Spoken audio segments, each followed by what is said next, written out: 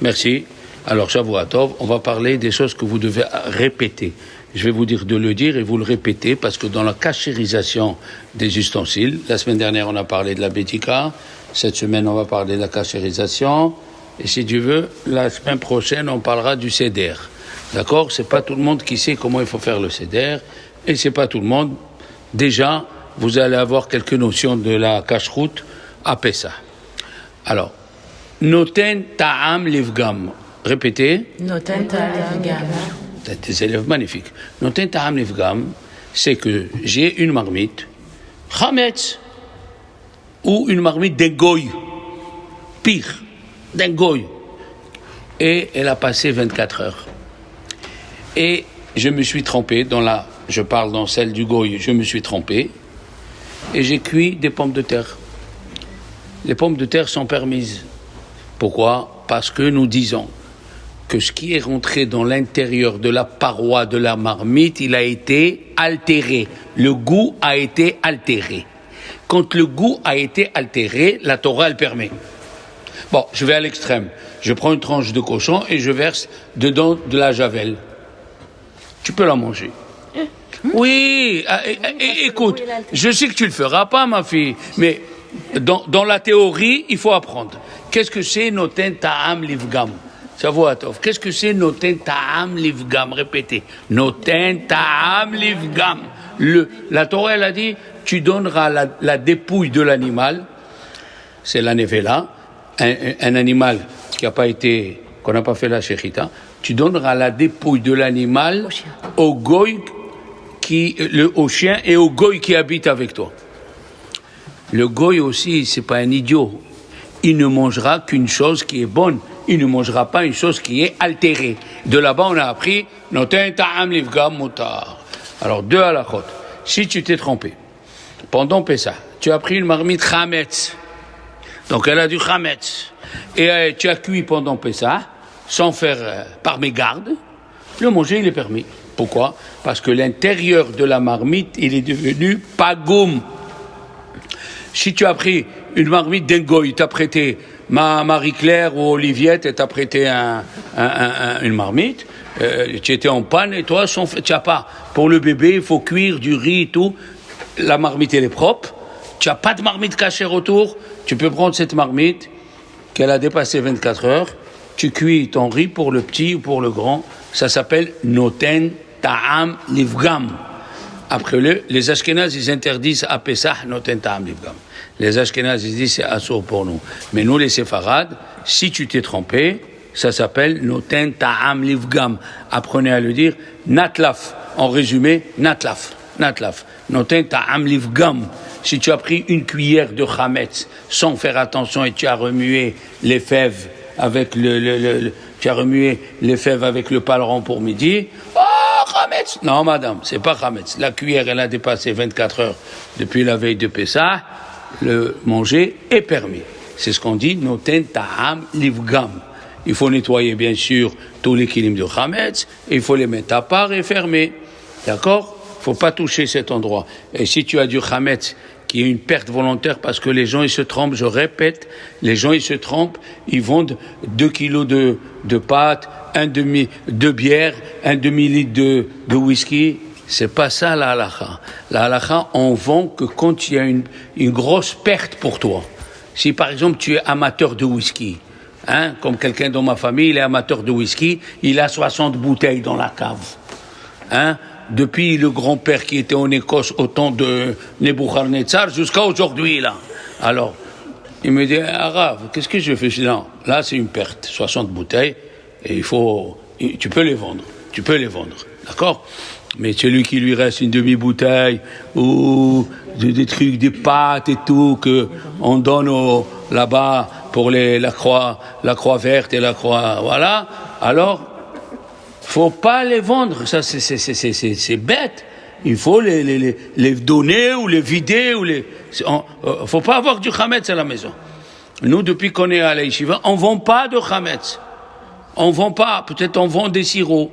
Même les sirops, j'ai ma collègue Madame Cohen, Carole, je lui ai dit chaque fois de m'amener des sirops d'Israël, kasher les Pessah et kasher pour l'année. Parce que tous les sirops, ils ont un problème, je vous l'ai dit, à cause de l'alcool. En France, l'alcool, il vient du vin. Il y a tellement d'alcool, il vient du vin. Et dans le sirop, il y a deux choses. Il y a le médicament et celui qui diffuse le médicament dans les poumons, et qui diffuse, c'est l'alcool. Il y a que deux sirops kasher, hexapnumine et comment il s'appelle le vert là? Eucalyptol. Non, Toplexil. Quand tu le prends, mets-toi au lit. Toplexil. Alors, bon, il faut faire attention. Dans le chametz, c'est encore plus grave le chametz. Alors, on ne vend pas de chametz chez nous. Et si tu as un mari qui est punticos, comme on dit en espagnol, il est là, non, pourquoi tu vas les donner? Shalom Baïd, vends-les. Allez, au revoir. Mais si tu veux faire la mitzvah, même Rabbi Ovadia Yosef, même Rabbi Yitzhak Yosef, il a dit dans le cours, on ne vend pas des petites hamas, on vend, si tu es comme Batia, tu as l'usine de whisky, tu as une usine de Jack Daniel, et comme ça, alors, d'accord, c'est une grosse perte, tu vends, d'accord. Mais sinon, alors, on a parlé, noten ta'am livgam. Qu'est-ce que c'est? Venez. Venez, moi, je ne peux pas. Faut que, voilà, non, aucun problème. Voilà. Noten ta'am livgam, ça veut dire que la chose qui est devenue altérée, en bédi avad, ça veut dire après coup, c'est permis.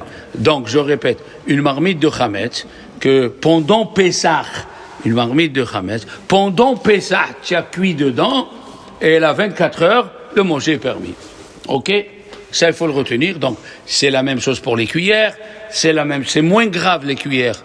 Parce que les cuillères, ils s'appellent Keli Shlishi.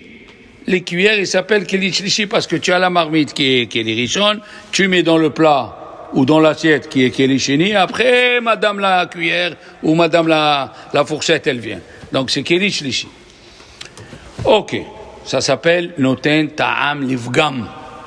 Ça veut dire, quand c'est altéré, maintenant écoutez bien. Il y a Nat Barnat Dehetera. Répétez. Nat Barnat Dehetera. Nat Barnat Dehetera. Qu'est-ce que ça veut dire Nat Barnat Dehetera? Moi, j'ai une marmite chametz. Je veux faire de la confiture. Je fais la confiture pour Pessah. Kasher de Pessah. Je n'ai pas besoin de prendre une marmite kasher de Pessah pour faire de la confiture kasher de Pessah. Pourquoi? Pour rappeler, on a parlé, et tout le monde le sait ici, je l'ai redit plusieurs fois, j'ai une marmite, j'ai cuit de la viande à 9 heures et j'ai nettoyé la marmite. Tu me suis? Tu me suis? Tu fais comme ça. Tu t'imagines une marmite, j'ai cuit la daube, c'est plein de viande. Et après, à 11 heures, j'ai vidé, j'ai nettoyé la marmite comme il faut, et après j'ai fait bouillir des pâtes. Donc on est à peine 2 heures. Dans les parois de la marmite de viande, il y a encore le goût de viande. Ces pâtes, je peux les manger avec le lait. Ces pâtes, je peux les manger avec le beurre. Alès. Ça s'appelle Nat Barnat Dehetera. Qu'est-ce que c'est Nat? Nat. Nun tet, noten ta'am. Alors, ici, avant d'arriver à la viande, il y a 2 fois noten ta'am. J'explique, et ceux qui n'ont pas compris, qu'ils ne laissent pas passer. C'est des choses qu'on apprend ça dans les kolélim et plusieurs endroits. Alors, regardez. Quand j'ai cuit la viande, elle est rentrée dans la marmite. Est-ce que la viande, elle est taref? Non. Ça s'appelle hétera. Alors, je nettoie. Après, je mets les pâtes. Les pâtes, ils sont interdits ou ils sont permis, ces pâtes-là? Que les pâtes. Permises. Ils sont permises. Donc, le goût de la viande, il a fait un voyage dans les parois de la marmite. Les parois de la marmite, ils ont fait un deuxième voyage, ils sont partis dans les pâtes. Qu'est-ce qu'on dit? Est-ce qu'il y a des goûts de viande dans les pâtes ou pas? Logique. Il y a le goût de viande, mais il n'est pas assez fort pour donner du goût au beurre que je vais manger avec. Aïe. Je répète. Et voilà, doucement, je vais doucement. J'ai une marmite. J'ai cuit de la viande. À 10 heures, je vide la viande et elle est propre. Je mets des pâtes. je cuis des pâtes. Ces pâtes, selon les Sfaradim, je peux les manger avec du fromage, du beurre et du lait, tout ce que tu veux. Pourquoi? Parce que ça s'appelle nat barnat dehetera. J'explique. La viande a donné un premier goût à la marmite. Est-ce que tout le goût de la viande il est rentré dans la marmite? Non. Il y a du goût. Quand je l'ai nettoyé, j'ai mis les pâtes, il est sorti le goût de viande dans les pâtes. Dans les pâtes, il y a le goût de la viande, mais il est très faible pour donner le goût de viande au fromage ou au beurre. La Torah elle a dit ne cuis pas la viande et le lait. Mais si le goût il se sent pas, tu as une marmite de lait, oui, et sans faire attention, un peu de sauce de la viande que tu cuis, il est tombé dedans. Il y a 60 fois, ouais. Alors c'est annulé. Ça s'appelle nat barnat dehetera. Pas dans une marmite d'un goy. Un goy, il a cuit à 9 heures de la viande. Il a cuit de la viande à 9 heures. Il a vidé. Il a nettoyé. Il a mis des pâtes. Moi, j'ai mis des pâtes. Ces pâtes, pas seulement je peux pas le manger avec le beurre, ça c'est sûr, mais les pâtes eux-mêmes, je peux pas les manger. Est-ce que vous m'avez compris? Je vous en prie. Vous me dites de répéter, je répète. Eh bien, dans Chametz aussi, c'est pareil. Écoutez bien, j'ai une marmite de Chametz. Ça veut dire, j'ai fait des pâtes dans la marmite. Je l'ai nettoyée. Je fais des pâtes dans la marmite, je l'ai nettoyée. Tout est nettoyé. Et j'ai fait de la confiture pour Pessah. Rabbi Yosef Karo, il dit clairement, c'est moutard. Pourquoi? Encore une fois. Est-ce que le Chametz avant Pessah, écoute cette question, est-ce que le Chametz avant Pessah, il s'appelle cochon ou il s'appelle quelque chose de moutard? Réfléchissez. Quand j'ai cuit du Chametz avant Pessah, il s'appelle Chametz ou il s'appelle quelque chose de permis? Non, c'est permis avant Pessah. Voilà. Donc, j'ai cuit du pain dans cette marmite, ou j'ai fait des bourrekas dans cette marmite, ou j'ai fait des pâtes dans cette marmite, j'ai nettoyé, et après j'ai mis les oranges à cuire pour faire la confiture. Il n'y avait pas de confiture cachère au Maroc pour Pessah. Ma mère, elle faisait les confitures avant. Elle faisait les confitures d'aubergines, les toutes petites aubergines. Oh, quel malheur, si elle le laissait, elle n'était pas là. Oh là là, mon frère et moi, c'était la cata. C'était les petites, voilà, les petites aubergines, très très bon. Alors, la marmite, elle est de Chametz. J'ai mis dedans des petites aubergines où j'ai mis des oranges et je peux le manger à Pessah. Pourquoi? On répète encore une fois. Le pain, il a donné le goût dans la marmite. La marmite, elle a donné le goût dans la confiture.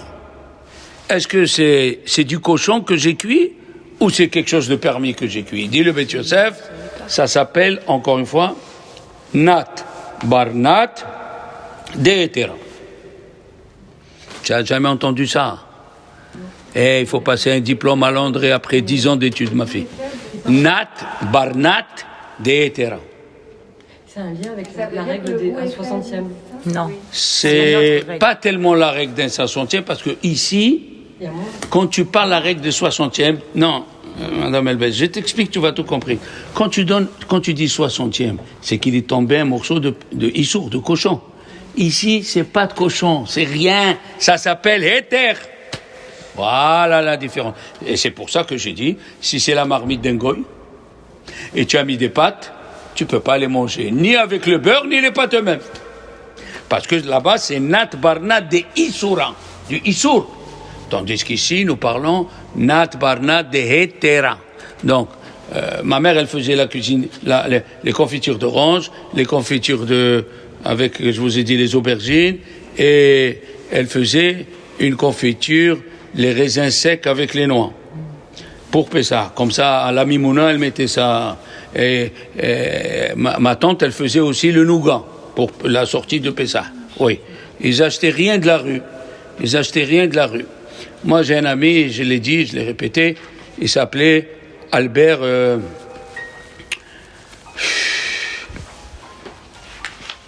Albert, ça va me revenir, le nom de famille, des fois ça m'échappe. Et lui, il est de Constantine. Et c'est extraordinaire, hein, c'est un juif simple. Et à Chol HaMoed, il m'a montré, il m'a dit, viens voir, je dois aller en déplacement, regarde ce qu'elle m'a mis, ma femme. Des olives, de la matzah, une pomme et un morceau de poulet. Je lui dis, mais il y a du fromage. Non, pas de fromage chez nous, pas de yaourt chez nous, pas de chocolat chez nous. Ils mangent rien de dehors, ils font tout à la maison. Les cacahuètes, ils les font à la maison. Les amandes, à la maison. Alouche, Abraham Alouche, il s'appelle. Zichron Baracha. 50 ans, il a pris à côté de moi. Très, il faut voir appeler ça. Alors, on a parlé, qu'est-ce que c'est Noten Ta'am Livgam? Qui se rappelle qu'est-ce que c'est Noten Ta'am Livgam? Je sais qu'il y a une heure en plus. Bon, Noten Ta'am Livgam, c'est que j'ai pris le goût altéré. J'ai pris une marmite d'un goy qui a passé 24 heures, ou la marmite d'un juif, Chametz, qui est Chametz, et je me suis trompé à Pessah, j'ai cuit dedans, c'est permis. Le goût qui est dedans, il est altéré. Hein, Corinne? Il est altéré. Noten Ta'am Livgam, pas goum. Vous voulez un mot très simple? Pas goum. Il n'est pas goum. Voilà. Pas goum veut dire ce qu'il y a dedans, c'est immangeable. D'accord, maman? Pas goum. Après, qu'est-ce qu'on a parlé? On a parlé Nat Barnat de Tera. Et Nat Barnat, c'est Noten Ta'am, premier goût. Les Noten Ta'am, deuxième goût. De Hetera est encore permis. C'est comme la marmite, tu as cuit du Chametz avant, et après tu as fait de la confiture pour Pessah. La confiture, tu peux la garder, c'est moutar. D'accord? Alors on a parlé Noten Ta'am Livgam, on a parlé Nat Barnat de Hetera, et là on va parler d'un troisième cas qui s'appelle Hoser Veni'or. Répétez. Voilà, répétez, vous allez apprendre. Hoser Veni'or. J'ai une question. Vous avez dit qu'il ne faut pas vous laisser passer. Faut pas laisser passer. Le Nat Barnat de Tera et le Noten Ta'am Livgam, est-ce qu'il est, peu importe le revêtement de la marmite? Peu importe le revêtement de la marmite. Peu importe. Il n'y a qu'une chose qu'il faut retenir, on va parler de la cachérisation des ustensiles. La poêle où il y a le téflon, on ne peut pas la cachériser. On peut cachériser des autres marmites, mais la poêle au téflon, elle n'est pas cachérisable parce qu'il faut monter à 1200 degrés pour enlever le caoutchouc qui est dessus, là, le plastique. Bon, c'est pas notre cas. Maintenant, on va parler Hoser Veni'or. What is this? Hoser Veni'or. Hein? Mademoiselle Legrand, qu'est-ce que c'est? Avant Pessah, j'ai de la farine cachère, les Pessah. Ça s'achète, mais c'est cher. Bon. La farine cachère, les Pessah, vous savez que si elle est en contact de l'eau, 18 minutes après, elle gonfle. C'est Chametz. Comment une farine devient Chametz? Tu as de la farine cachère de Pessah, tu mets de l'eau, tu attends 18 minutes, c'est Chametz. Ok? À cause de ça, il y a les Lovavitch ou tous les chassidim, ils ne trempent pas la matzah dans l'eau ou dans la sauce. Pourquoi? Ils ont peur que dans le four, il y ait un peu de farine qui n'a pas cuit. Et quand tu vas le mettre dans l'eau, si tu le laisses 18 minutes, il va gonfler. La halakha, c'est pas ça. La halakha, c'est toute chose qui est rentrée dans le four, il n'est plus chametz. Mais eux, après ça, on fait les fous. On fait les fous. Vous savez que un kelishini, qu'est-ce que c'est un kelishini? Ça veut dire, tu as pris du lait qui était en train de bouillir et tu l'as versé dans un verre. Le lait. Comment il s'appelle l'ustensile? Kelishini. Et tu mets un morceau de viande. On a transgressé un issour de la Torah ou pas? Attention. Hein? Non. Non, ça c'est Shabbat. Ça c'est pour Shabbat. Moi je te parle pour Bassar Vechalab. Pour Bassar Vechalab. Eh bien de Shabbat on a appris Keli Sheni Eno Mevachel. Il cuit pas. Keli Sheni il cuit pas. Si tu as mis un verre de lait chaud et un morceau de viande chaude et tu les as mis dans le verre, hein? Keli Sheni Eno Mevachel. Et c'est pour cela, si tu t'es trompé, tu as pris la cuillère de viande et tu as remué le lait, ou tu as pris la cuillère de lait et tu as remué la viande, la cuillère n'est pas interdite, n'a pas besoin de cachérisation. On apprend des choses, hein? Keli Sheni Eno Mevachel. Keli Sheni. Quelle question tu as? Sors. Je comprends pas. C'est très simple, chérie. La Torah, elle a dit, lo tevachel, ne cuis pas la viande et le lait. Qu'est-ce qu'elle a pensé, la Torah, ne cuis pas? Dans quoi? Dans une marmite. Quand c'est chaud, le même récipient sous le feu. Sur le feu, oui. Et là, le verre. Il n'est pas sous le feu, ma fille. C'est vrai que tu es sous le feu de la rampe, là, maintenant. Mais sous le feu. Non, c'est pas une question de température, c'est une question de Kéli. Le Kéli, tant qu'il est sur le feu, ou bien tu l'as enlevé du feu, il est encore en train de bouillir, ça s'appelle Kéli Rishon. Mais le Kéli Sheni, les parois refroidissent tout, que ça peut pas cuire. Tu prends, mais on explique tout. Tu prends de la viande crue et du lait chaud dans un verre. Le temps que tu voudras qu'il cuise la viande, il a déjà refroidi. Kéli, Sheni. Oui, mais là, alors, vous avez dit si on mélange avec une cuillère, oui. La cuillère elle est cachère encore. Elle est cachère encore. La viande, elle laisse des résidus dans. Non, parce que c'est Kéli Sheni. C'est Kéli Sheni, elle cuit pas. Kéli Sheni, il cuit pas. On t'a pas appris ça dans les autres cours. Mais heureusement que tu viens. Alors, Kéli Sheni et non Mevachel. Soit pour Shabbat, soit pour Basar Bechalav. Rabbi Ovadia Yosef, il dit Shabbat, il y a des choses qu'il faut éviter de mettre dans Kéli Sheni parce qu'ils sont très sensibles à la cuisson. Exemple, si tu veux mettre du thé dans Kéli Sheni, il faut éviter. Il n'a pas dit assour. Évite parce que les feuilles de thé sont tellement fines, ils peuvent cuire dans Kéli Sheni. Un morceau de citron, il peut cuire dans Kéli Sheni. C'est des choses à éviter. Mais en général, Kéli Sheni et non Mevachel. Et qu'est-ce qu'il fait le Shulchan Aruch? Quand on arrive dans les dynimes de cachérisation, à Pessah, il dit qu'il faut cachériser Kéli Sheni. Alors il se contredit ou pas? Il se contredit pas. Chametz, c'est très sévère. Même que d'après la halakha, Chametz, le Shulchan Aruch, dans le Chametz, il a fait presque toutes les sévérités. Chametz, c'est très sévère. Exemple, le mixeur, incachérisable. Ouais. Le mixeur, pourquoi? Parce que dans les fentes, il rentre la farine, la poussière de la farine. Et tu peux pas aller, il faut dévisser, il faut... Où on va aller? Il faut tout dévisser, il faut tout truquer. Où tu vas aller? Non. Mixeur, incachérisable, il dit le Shulchan Aruch. Le tamis, tu tamises la farine. Incachérisable, il dit le Shulchan Aruch. Il faut apprendre qu'à Chametz, on fait les fous. Le Shulchan Aruch, il l'écrit. Comme ça, il écrit. Ceux qui se moquent des femmes qui raclent les murs, que peut-être il y a du Chametz dessus, ils font un très grand péché. Dis-moi, est-ce qu'il y a du Chametz collé dans les parois de la maison? Et les femmes juives, Barkla Aleom, celui qui se moque d'eux, il fait un très grand péché, dit le Shulchan Aruch. À Pessah, on devient fou. Il y a des minagim à Pessah.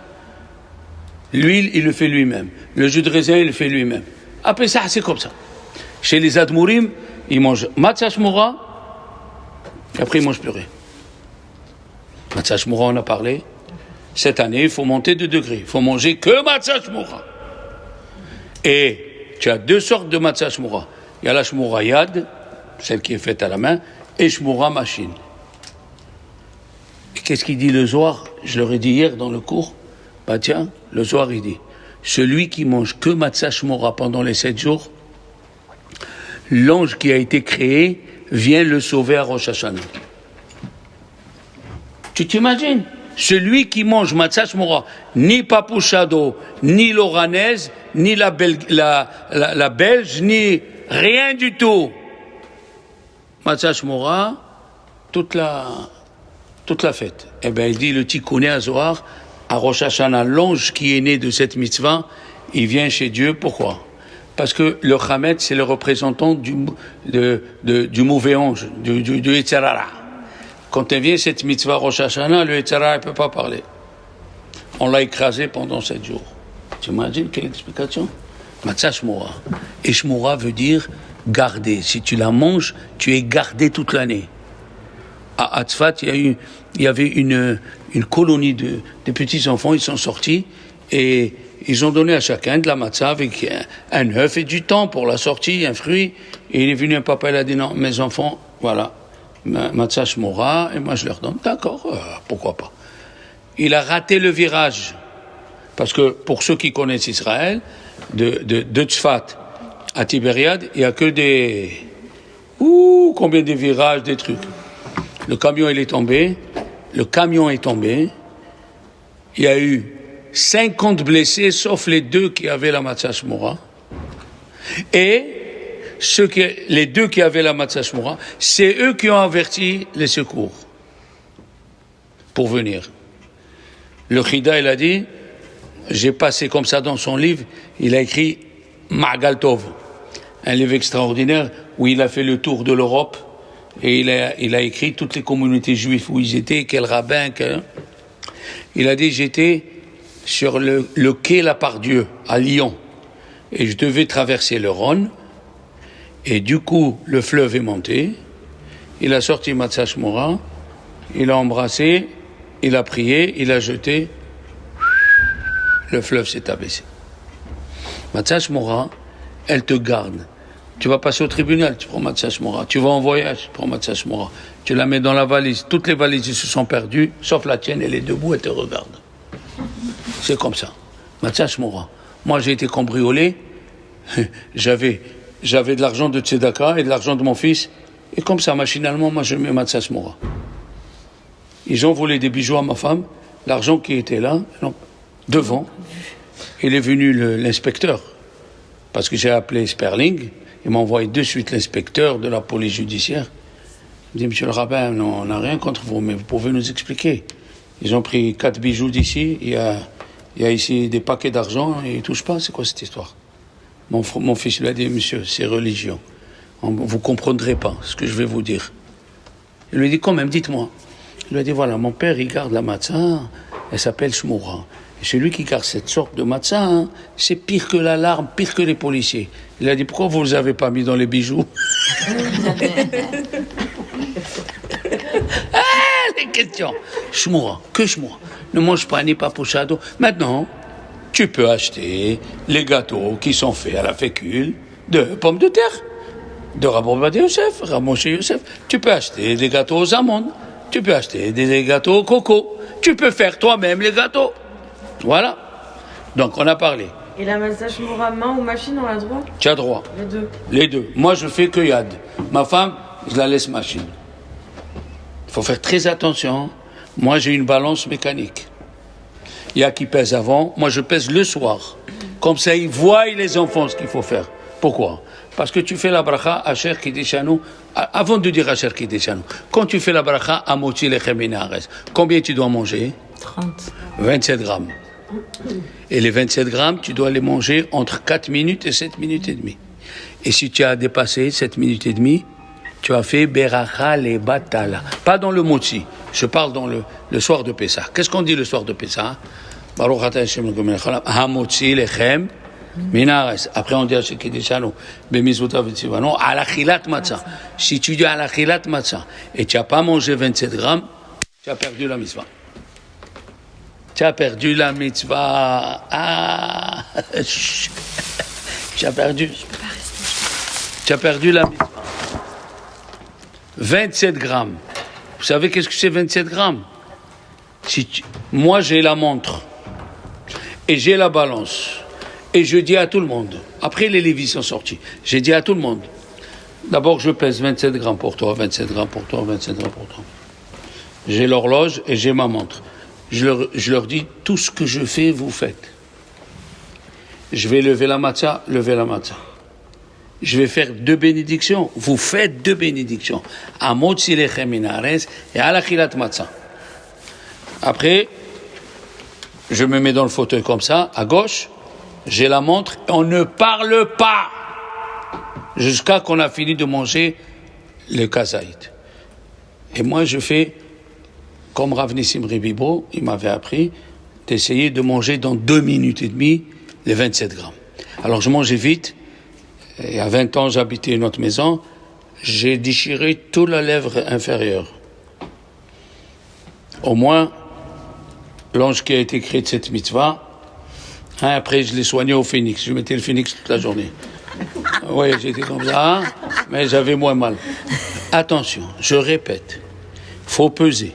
Quand tu vas manger la salade verte, d'abord, il faut acheter la salade verte qui vient de Gush Katif, d'Israël, qu'elle soit 10 €, c'est pas grave parce que chaque puce que tu évites, que tu n'as pas vu, et quelqu'un le mange, c'est 7 péchés. J'ai dit une puce. Vous êtes 15. 15 fois 7, 85. Non. Et on la trouve 15 fois 7, ça fait 100. Hein? Elle se vend dans les supermarchés. Ah, super. Kasher. Maintenant, écoutez-moi bien ce que je vais vous dire. Le Ben Ish Chai, il a dit à une femme qui faisait la vérification de la salade verte, il lui a dit, tu sais combien tu as des cheveux dans la tête? Il a dit, arabe. Comment je vais savoir? Il a dit, la Gemara, elle dit, à 18 ans, on a 300 000 cheveux. Comme ça, il a dit la Gemara. Il lui a dit, ce que tu es en train de vérifier pour toute ta famille, le soir de Pessah, tu vas faire dépêcher plus que les cheveux que tu as dans ta tête. Ou tu achètes la matzah kasher, qu'elle coûte 7 €, 10 €, mais tranquillos, tu peux trouver des mouches, ils sont grandes, mais il n'y a pas de pucerons. Cette salade verte, elle pousse dans un endroit où les filets qui recouvrent la salade verte, ils sont 0,1 micron entre un carré et l'autre. Aucun puceron ne peut rentrer. Maintenant, si tu vois que c'est cher, pour toi, il y a une autre façon. Et moi, je le fais dans la salade cachère. Quoi? Mange le cœur. Laissez-moi pas. Mange le cœur. Tu enlèves toutes les feuilles. Le cœur, il a un avantage. D'abord, il n'y a pas de verre. Et 2, il pèse lourd. Il y a les 27 grammes. Alors que quand tu mets la romaine, tu mets 2 feuilles, tu crois que tu as atteint le sommet de l'Himalaya. Mais non. Il faut manger 27 grammes, enrouler un peu dans la charosette. Donc, il faut faire très attention. Pour le moti, il y a beaucoup de choses. Premièrement, peser. Deuxièmement, la montre. Peser la montre et accouder. S'il manque un de ces 3, eh ben, tu t'es tué 1 mois pour rien du tout. Tu n'as pas fait la mitzvah de manger la matzah comme il faut.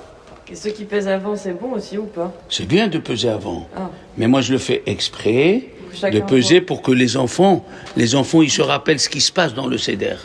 Ils se rappellent comment papa il a mis l'eau, comment il a mis le vin, comment il a pris le vin qui n'est pas mévouchal, le vin qui n'est pas cuit, le jus de raisin aussi. Faut faire. C'est dommage de travailler 1 mois et de passer à côté du principal. D'accord? Alors ça, il faut faire très attention d'acheter de la matzah, enfin j'allais dire du pain, c'est du pain, on dit à moitié, la matzah shkmoura, que shmoura, il t'arrivera rien toute l'année, et tu seras sauvé le jour de Rosh Hashanah.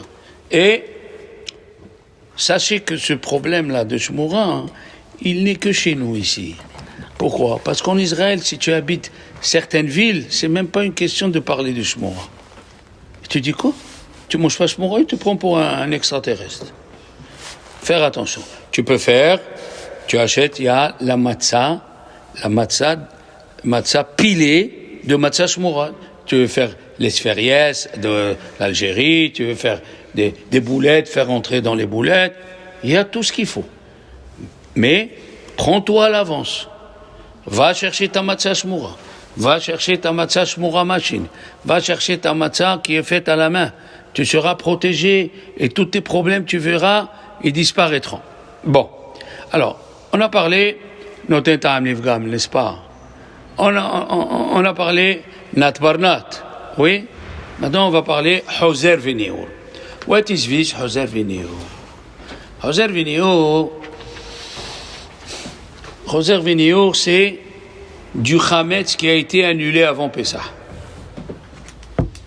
D'accord? Je préparais des pommes de terre cuites, j'ai préparé des pommes de terre cuites et il est tombé, on va dire 5 grammes de farine, chametz. Il y a 60 fois, tu l'as dit, il y a 60 fois, c'est annulé. Eh ben, les Ashkénazis disent, que quand il arrive Pessah, le Hametz, il reprend vie. Et qui reprend vie à 60 fois. Nous, les Séfarades, on dit, le Hametz qui a été annulé avant Pessah, il est annulé. Il est annulé. Je faisais du vin à Bordeaux, et un goy, il a versé une bouteille de bière. Il y a 60 fois, c'est annulé. Pour nous, les Séfarades. J'ai fait des pommes de terre, ils étaient Hametz, il y avait de la chapelure. Une pomme de terre avec la chapelure, elle est tombée dans des pommes de terre normales. Il y a 60 fois, pour nous, c'est annulé. Pour les Ashkénazes, ils disent Hoser Venior.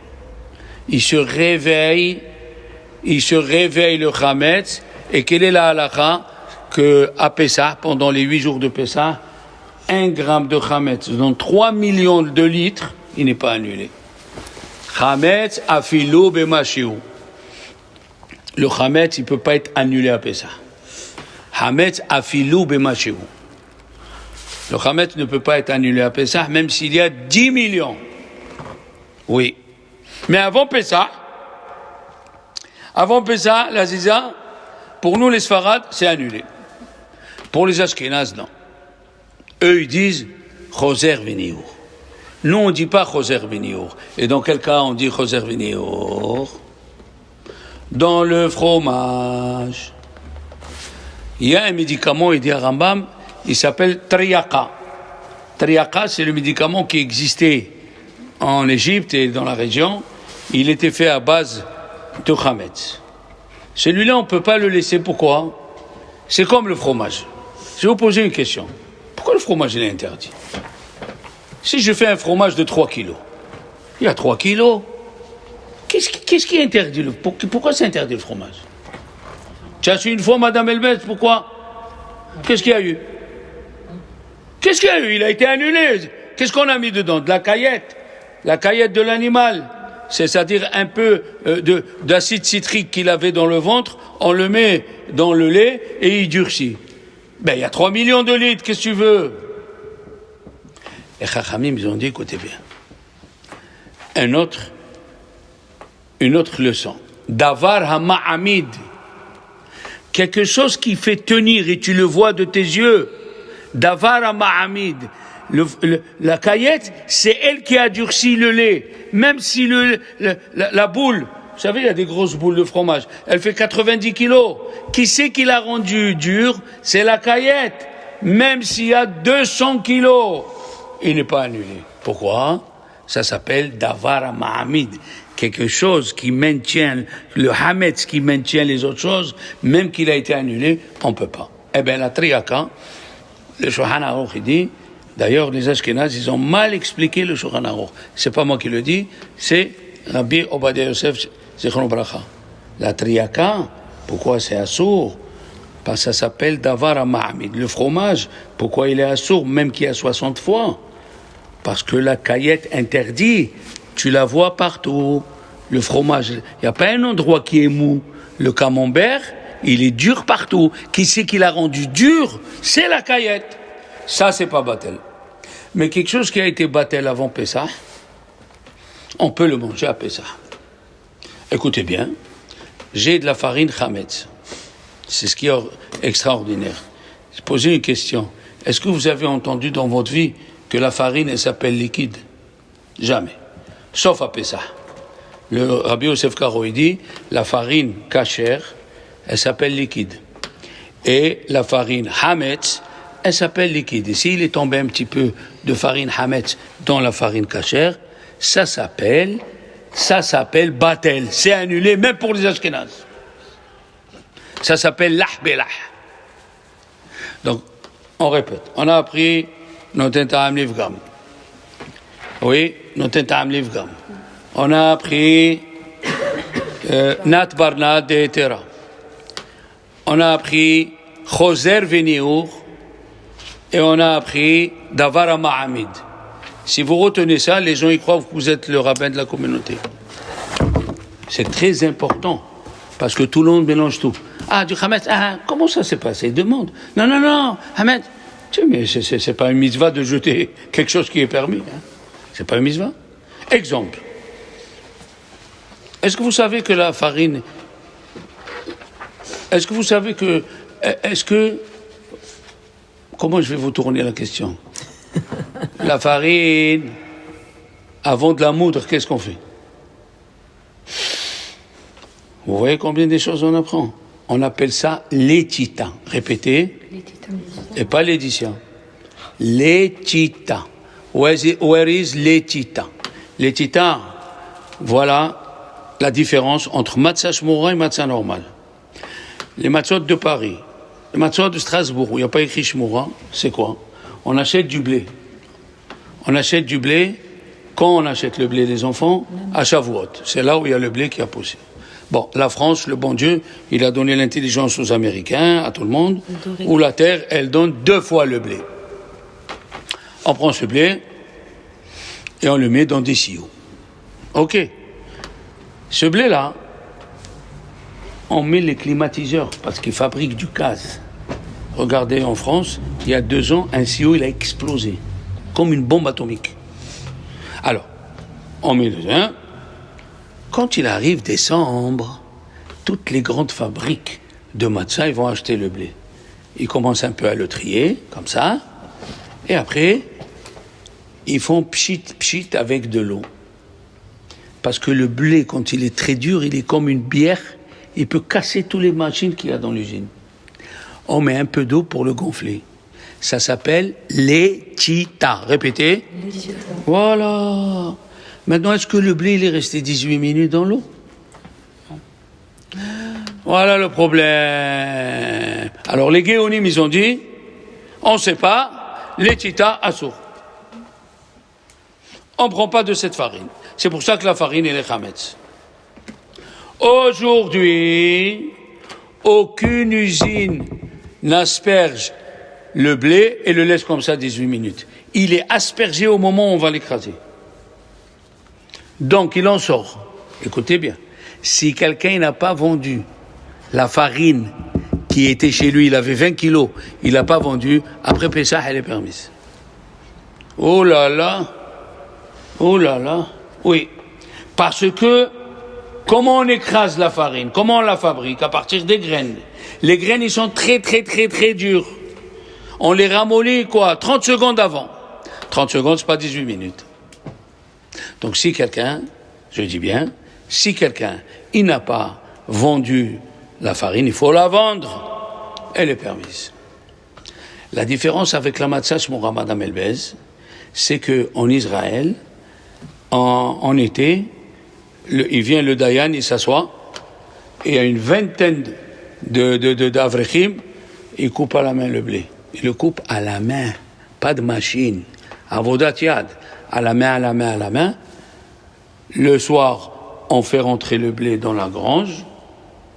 Le matin, on le fait sortir pour le sécher pendant 1 mois. D'accord? Après, on emballe tout. On ne le pose pas par terre, parce qu'il y a les reins. On suspend le blé dans les ballots. À partir de Hanouka, on sort le blé, on le trie. S'il y a des graines qui ont gonflé. Après qu'on a trié, il y a qui prennent un moulin à la main, c'est la meilleure mitzvah, et il y a qui prennent un moulin électrique. D'accord? On moue, on tamise, kasher le Pessah, le tamis kasher le Pessah, et après on ne peut pas faire plus que la hallah, c'est-à-dire on prend que 1,2 kg, 1,3 kg. Et vas-y, on est une équipe de 20. Tant qu'il pétrit, la pâte ne peut pas gonfler. Si tu pétris de 9h du matin à 9h du soir, tant que tu es comme ça, c'est pas chametz. Mais dès que tu la lâches, 18 minutes, elle gonfle chametz.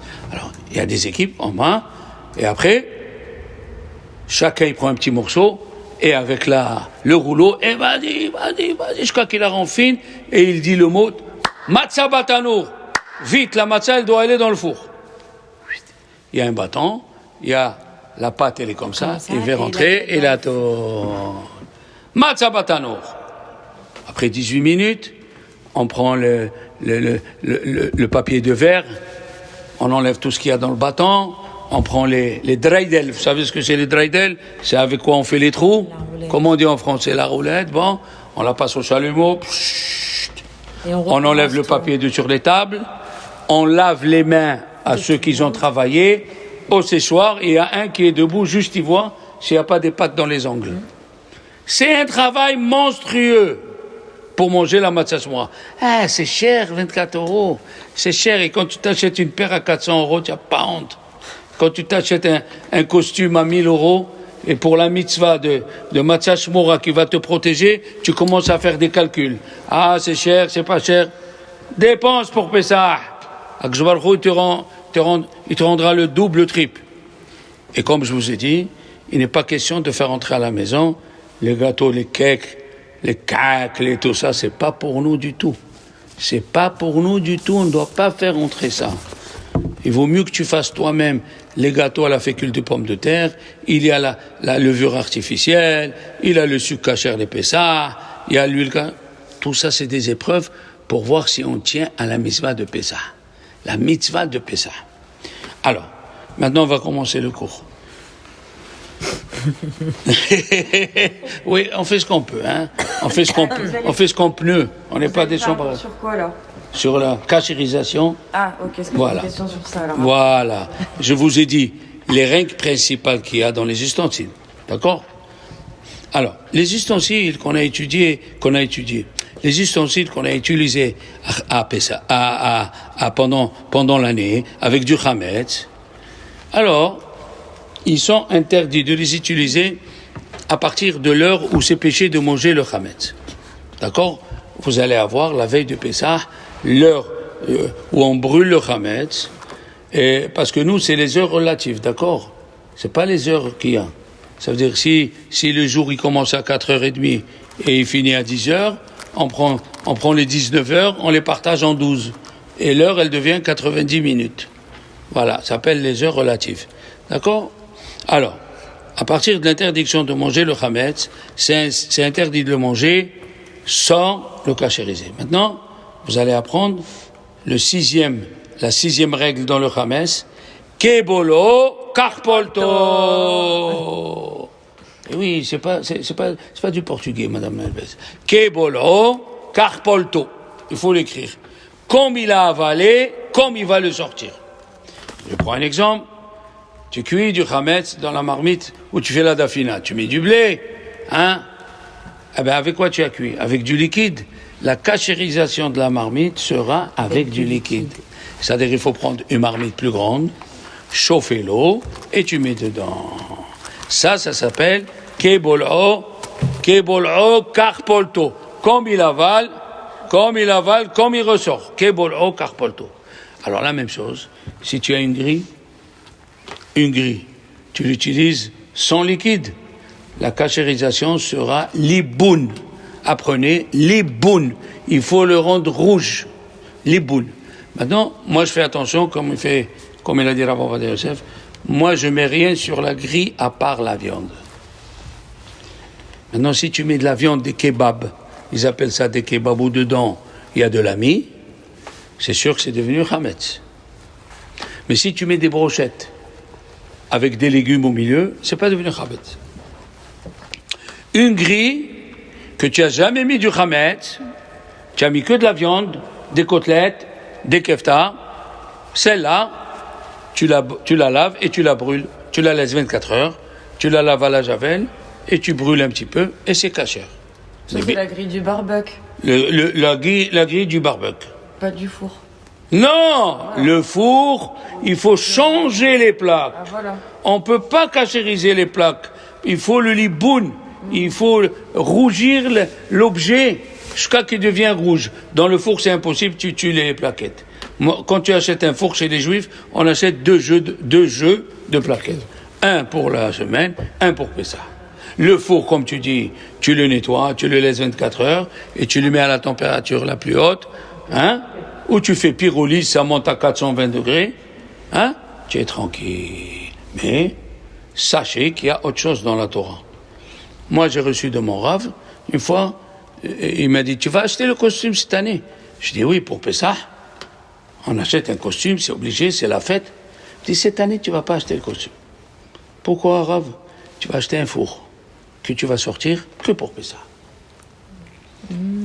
Alors je lui ai dit, mais le four, à la maison, il est cachérisable. Il m'a dit, tu as vu ta mère utiliser le four pendant Pessah? Je lui ai dit, jamais.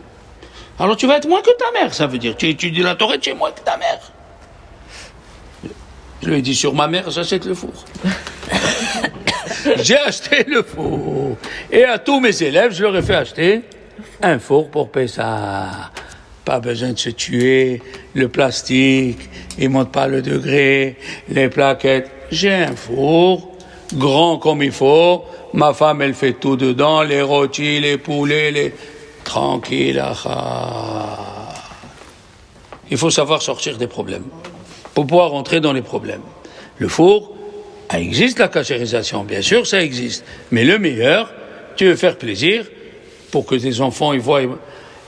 Ton mari va te dire, mais c'est quoi ça, c'est quoi?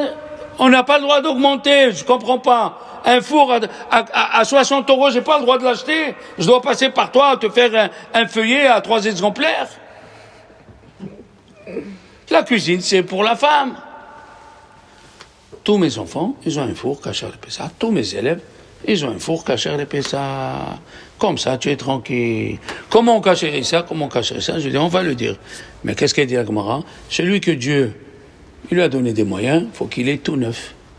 Moi, j'ai un service, neuf de Pessah, j'ai 40 marmites, j'ai 60 couteaux, j'ai tout, cacher les Pessah. On rentre pas dans la cachérisation. Pourquoi tu vas te casser les pieds? J'achète chaque année une nappe neuve pour Pessah. Cette année, je l'ai amenée de Venise.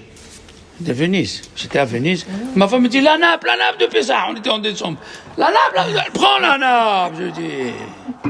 Prends la nappe pour Pessah. Les choses, pour Pessah, il faut sortir le plus luxe que tu as. Le plus. Maintenant, si tu n'as pas, on n'a pas parlé de ça.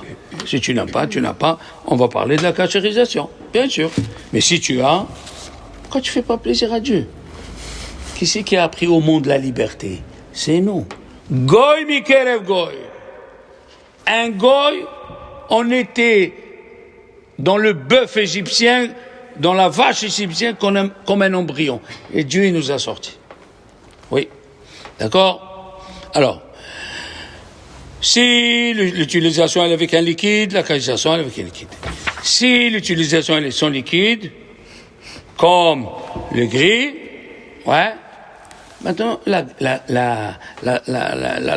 halakha nous dit, on suit la majorité de l'utilisation. Réfléchissez. Rov tashmishu. Ça veut dire la marmite, elle est toujours, on cuit toujours de la viande avec du liquide. Et si un jour tu as mis que je sais pas comment ça s'appelle ça en français, tu as mis la viande sans mettre du liquide, comment ça s'appelle ça en français? Rôti. Grillade. Non, mais rôti, tu mets de l'huile. Non, rôti. On n'est pas sauvé encore. Sec. C'est grillade. Sec. Grillade. Non, on ne met pas grillade dans ce moment. Saisir. Voilà. Voilà, parle bien français. Saisir. Excusez-moi. Alors, tu saisis la viande, donc il n'y a pas eu de liquide. Est-ce qu'il doit lui faire des bounes? Non. On suit la majorité. La majorité de l'utilisation, elle est avec le liquide. La cachérisation, elle est avec le liquide. La même chose. Les fourchettes et les couteaux, on chauffe de l'eau, on l'enlève, c'est pas obligé qu'il reste là-bas, et on jette les couteaux, les fourchettes pour les cachériser. Même les fourchettes et les couteaux ils ont des vis, vous savez, dans le manche. Il n'y a pas un truc avec les couteaux, justement, où c'est plus compliqué? Mais c'est ce que je te dis, les Ashkénazes, ils cachérisent pas voilà. Les couteaux où il y a les vis dedans. Voilà. Ils cachérisent les couverts que d'une seule pièce. Oui. Ça se colle entre la lame et le manche. C'est ça. Mais nous, les Sfarades, on permet. Nous, on permet les Sfarades. Hein. On est un peu tolérants. Hein. C'est le Shulchan Aruch qui dit. D'accord? Alors, donc, voilà le commencement des halachot. Alors, les brochettes par le feu. Les grilles par le feu. Ça, c'est obligé par le feu. Le meilleur, moi, j'ai un gris cacher de Pessah. Si je me casse, moi, va, frotte, blesse-toi le soir de Pessah, il faut appeler le 18 ou quoi? Non. Tu achètes un petit gris à 18 € à Carrefour et tu es tranquille. Tu achètes un petit four Seb à 60 €, tu es tranquille. Pourquoi tu vas te casser les pieds? D'accord? Alors, les plaques du four, Tzerichim libon. Les plaques du four, il faut les rougir jusqu'à que les étincelles y sortent. Et la même chose, comment vous appelez ça en français, là où on fait les cakes? Le moule. Les moules. Pas les moules des goyim, hein. Les moules pour le cake. Pareil. Ceux-là, les boules aussi. Il faut leur faire les boules. Et pour sortir du problème, tu achètes les moules cachères jetables et tu es tranquille. Un moule jetable, tu es tranquille. Et attention, je répète, les plaques du four ne sont cachérisables que par le feu. Et le problème, il est là. C'est quand vous allez dans des hôtels, ils n'ont pas un deuxième jeu de plaques. Ils prennent la plaque, ils la mettent dans l'eau chaude. Ça, c'est vraiment la dernière des tolérances de Pessah. Eh ouais, faut faire attention. Alors, il y a les verres. Le verre pour les séfaradim, même le Duralex et l'autre, comment il s'appelle? Le Pyrex. Le Pyrex, pas besoin de cachérisation. D'accord? On le lave et ça suffit. Les fours, je vous ai dit, pour celui qui a les moyens, ça c'est un four. Pour celui qui n'a pas les moyens, qui cachérise, mais les plaques, attention. Les plaques, alors, le micro-ondes. Le micro-ondes, il est aussi cachérisable, parce qu'il y a une grande discussion, comment il marche le micro-ondes. C'est un type aux États-Unis. C'est un type aux États-Unis, et je sais pas, il faisait une émission, et là, pareil, il entendait crier, bon, enfin, ok. Le truc, il est comme ça. C'est que les parois, ils sont toujours froides. C'est ça le micro-ondes. Les parois sont froides, et le manger, il est chaud. Seulement, aujourd'hui, ils ont fait des micro-ondes qui cuisent. 2 en un. Hein? Ceux avec les... Yes. Les combis.